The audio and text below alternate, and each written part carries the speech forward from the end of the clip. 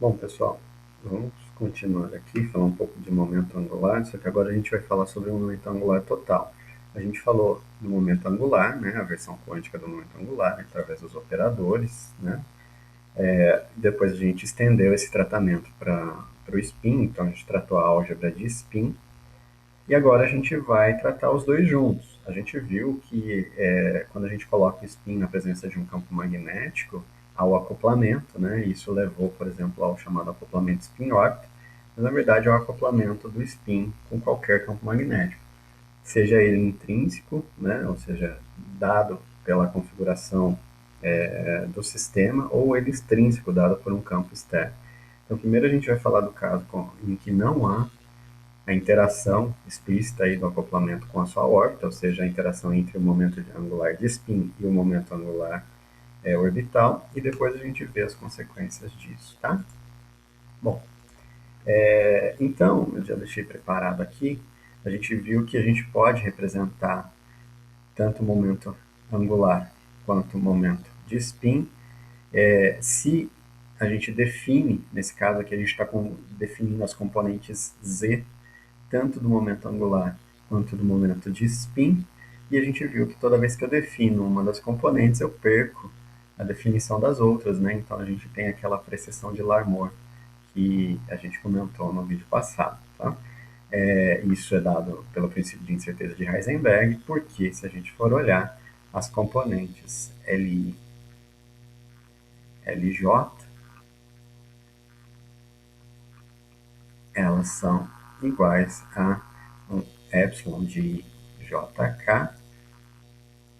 I, o I aqui, desculpa, não, esse I aqui é imaginário, tá? Diferente do I índice, que tá ruim usar o índice aqui, LK, certo?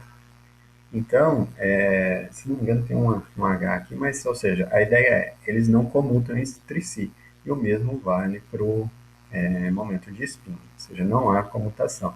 Ou seja, se eu defino o valor esperado, né, se eu meço a componente na direção I, por exemplo, eu perco a, a definição dessa componente nas outras duas direções.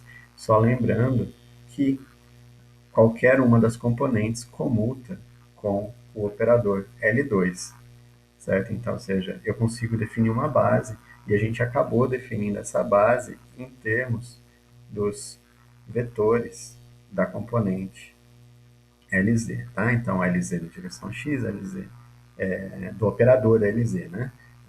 Então, eu tenho a base desses operadores e a gente fez isso também para o spin, certo? E a gente acabou trabalhando em termos do SZ.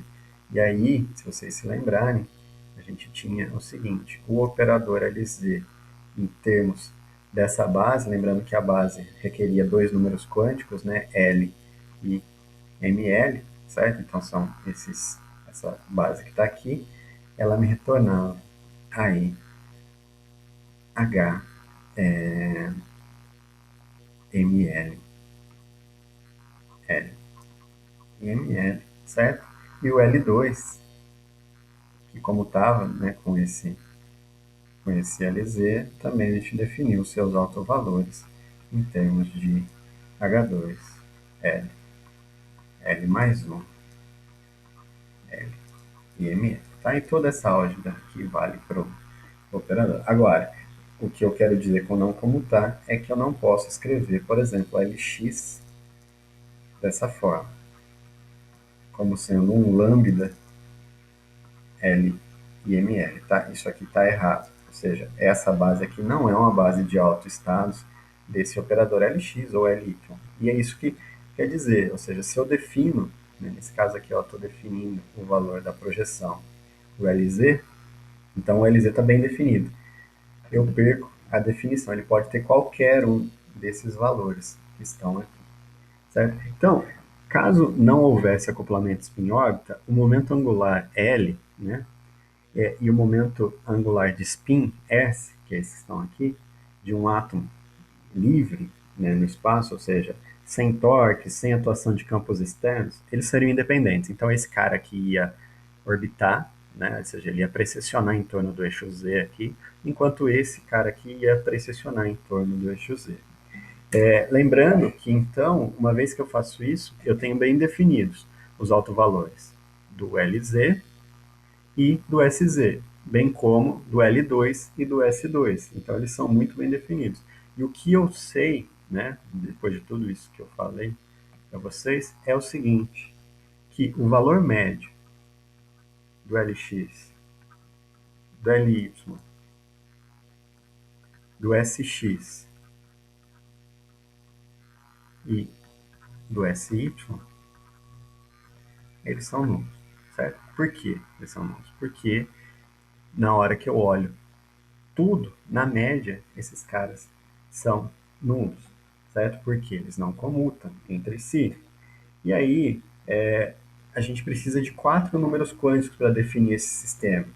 2 números quânticos relacionados com o L e 2 números quânticos relacionados com o S, né? Então, com o L eu tenho o ML e o L, e com o S eu tenho o MS e o S, certo? E aí a gente tem essa base, tanto para L quanto para S, né? Então, em termos dos altos valores que estão aí.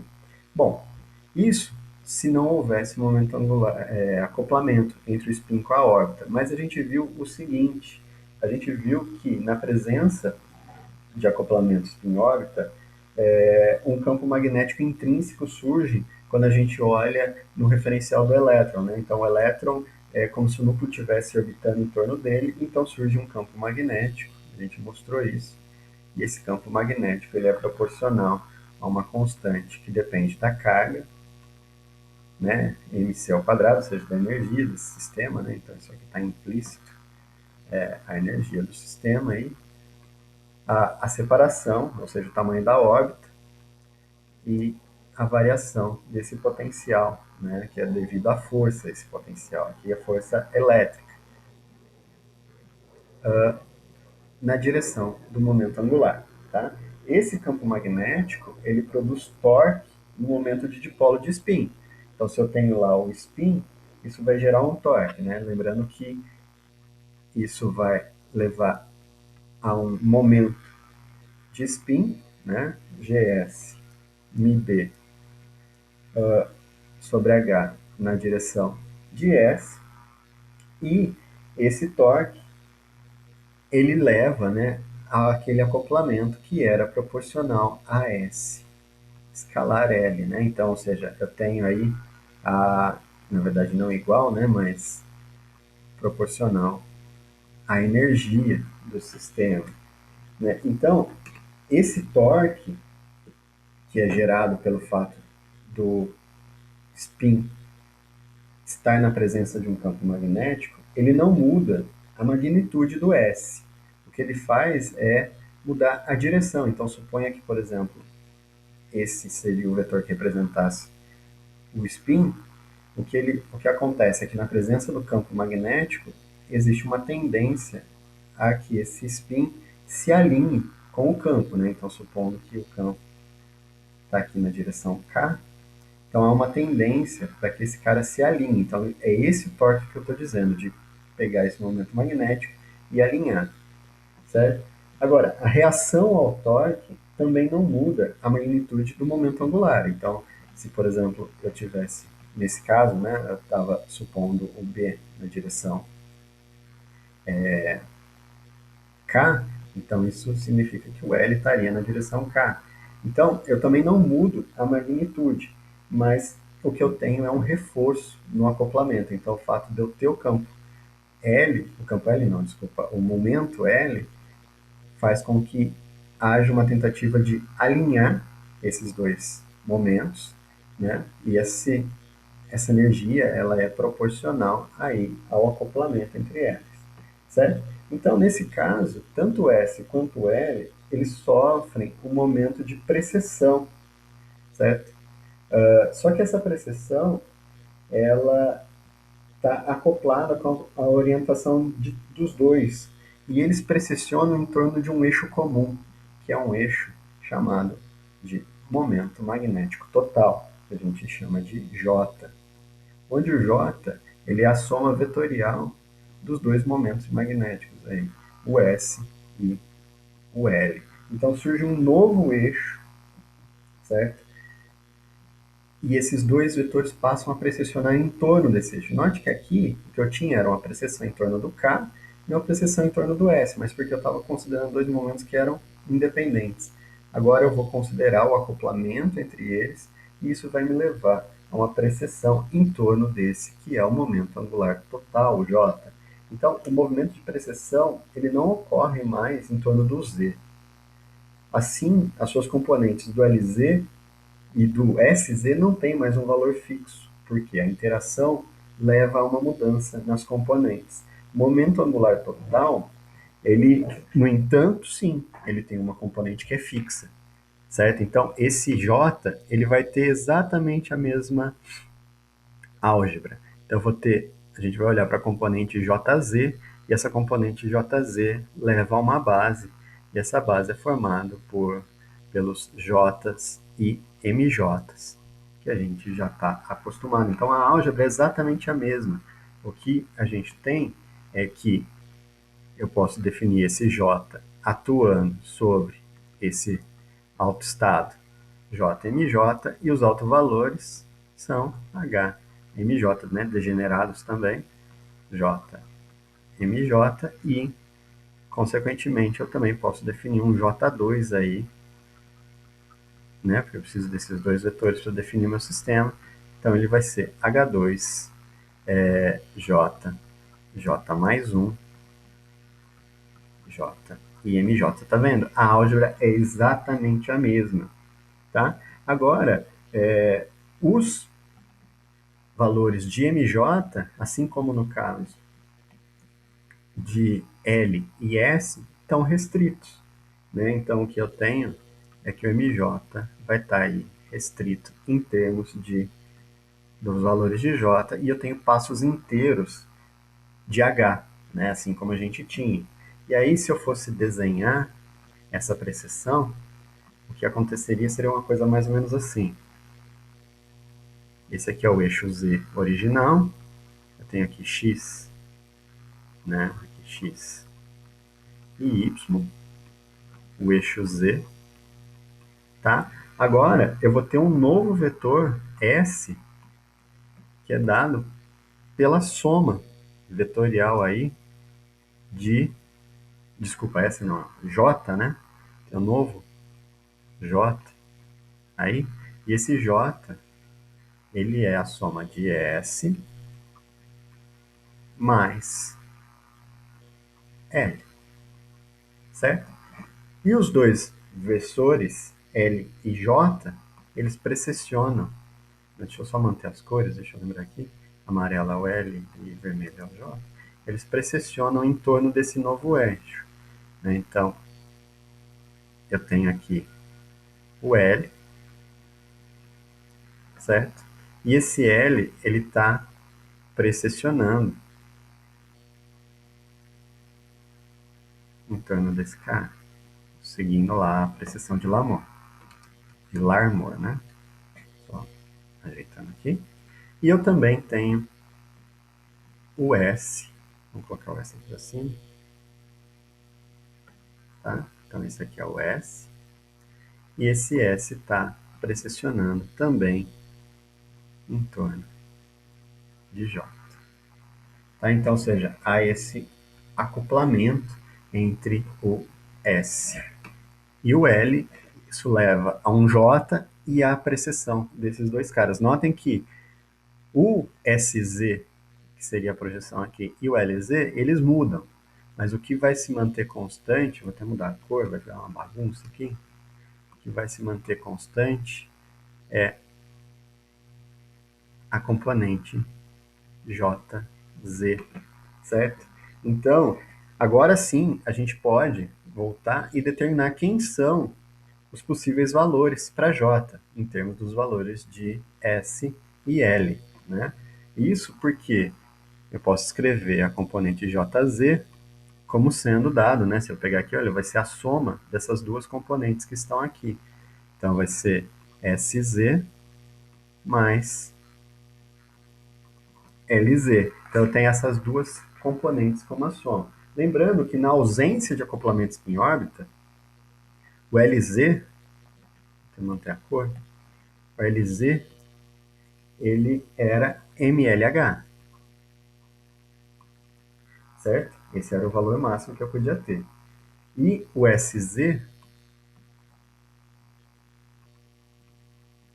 ele dava MSH, certo? Essas eram as projeções. Agora, nessa situação, né, a gente pode falar, tá, então beleza, então o JZ, ele vai ser um MJH, certo? Porque a álgebra é exatamente a mesma. E aí, eu posso pensar o seguinte, que MJH igual a MLH mais MSH, de tal forma que o MJ vai ser dado por ML mais MS. Nota que esse é o valor superior, né? Agora, como o máximo valor possível do ML é L, certo? Qual que é o máximo valor desse cara aqui? Lembra que ele está entre menos L e L. O máximo valor possível desse cara é o S. Então, o MJ máximo, ele vai ser L mais S. No caso de spin meio, o S a gente sabe, né? Vale meio. E o L depende do campo magnético, depende da órbita, certo? Então, mesmo no caso havendo acoplamento spin-órbita, esse também é o valor máximo. Quando a gente leva em consideração o acoplamento spin-órbita, o valor máximo que o J pode ter é L mais meio. Então, isso significa que a conservação, vamos voltar aqui, a conservação do momento angular evita que qualquer interação interna do átomo isolado mude a componente Z do momento angular total. Notem que assim, a gente sempre levou em consideração as conservações de momento individuais. Então eu precisava conservar o spin, precisava conservar o momento angular. Quando há interação, agora, por mais que eu possa mudar as componentes internas, né, então o SZ, eu posso mudar o S2, posso mudar o L, o que não muda é a soma, porque a soma está associada ao todo. Então, ou seja, o que é conservado agora é o momento angular total. Assim, o acoplamento spin-órbita não muda essa restrição, porque o acoplamento spin-órbita não muda, ele está restrito à conservação do momento. Então, o máximo valor de MJ é o máximo valor possível do J, assim como no caso dos outros momentos angulares. Né? Então, nesse caso, o J ele vai estar aí de L mais meio, L menos meio, porque nesse caso do elétron, né, eu tenho aí duas possibilidades, né, para o S, mais e menos, L menos 3 meios, certo? E assim sucessivamente. Então eu vou somando aí múltiplos desse cara aí, e ele é sempre semi-inteiro, né, porque a gente está falando de spin de partículas semi-inteiras. Mas essa série, ela precisa terminar em algum lugar. E aí a gente pode pensar, tá, mas o limite é o seguinte, o módulo do J, L mais S, não pode ser menor do que o módulo dos caras separados, certo? Então isso aqui é válido para qualquer vetor, tá? Então para qualquer vetor, o módulo da soma, ele é menor do que a soma dos módulos, é maior do que a soma dos módulos, né? Então, o que acontece é o seguinte, eu tenho algumas situações. Eu posso pensar o seguinte, eu tenho aqui a soma separada, certo? Então, esse aqui é módulo de L mais módulo de S, certo? Se os dois, isso aqui é o máximo, ocorre quando eu tenho aqui o L, o S, desculpa, era, não lembro a cor, vermelho, e o L, tá? Então, eles estão colineares. Então, esse é o maior valor possível. Agora, todas as outras contribuições vão ter, vamos manter, por exemplo, o L inalterado e mudar o valor de S. Então, eu teria assim, L, tá? Então ele está aqui, e aí eu vou somar o S aqui. por exemplo. S. E aí, o J vai ser dado pela soma. Tá vendo? Certo? Então, eu posso indo até a situação em que eu tenha, por exemplo, o L e o S aqui. Então, a soma vai ser essa que está aqui. Então, o que a gente tem é justamente isso que está escrito. No caso de S igual a meio, né, eu sei quem são os autovalores do J. Lembrando que depende dessa álgebra que a gente colocou aqui. Certo? Se a gente voltar, cadê? Aqui, ó. Sim. Se o valor do j quadrado é isso, né, o alto valor do j quadrado é isso, H2, j mais 1, o alto valor, a gente mostrou isso por causa da órbita de momento de spin, por exemplo, vai ser raiz quadrada desse termo que está aqui. Então, eu tenho lá h, raiz quadrada de j mais 1, tem que ser maior ou igual que, né, o módulo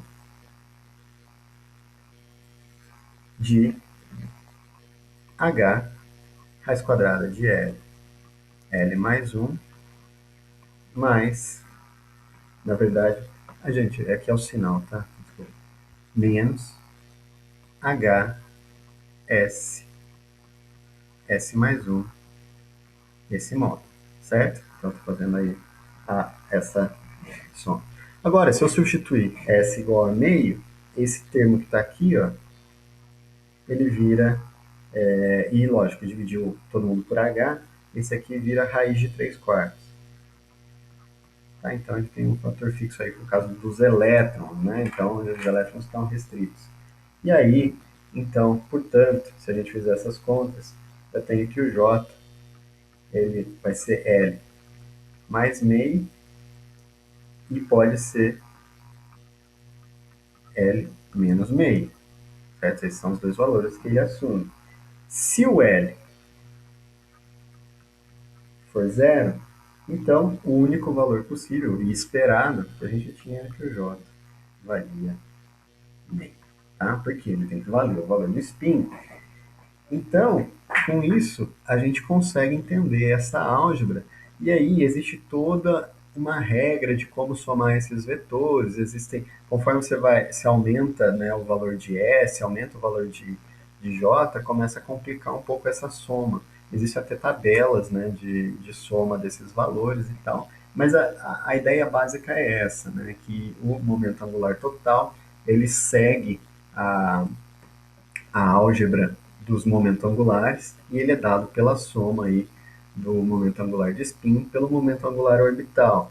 E a gente pode definir, então, uma base para esses sistemas e essa base em termos desses dois números quânticos. E esses dois números quânticos, MJ e J, estão diretamente relacionados com os números quânticos L e S, ML e MS, tá? E aí, com isso, a gente descreve o momento angular total na presença do acoplamento spin-órbita, porque na presença do acoplamento spin-órbita, o que eu disse é justamente isso. A conservação de momento garante que o valor das componentes Z e do módulo quadrado do operador momento angular total é conservado. E para que isso seja conservado, necessariamente os momentos de spin e o momento angular precisa precessionar em torno desse eixo, esse eixo Z. Tá? Então, é isso.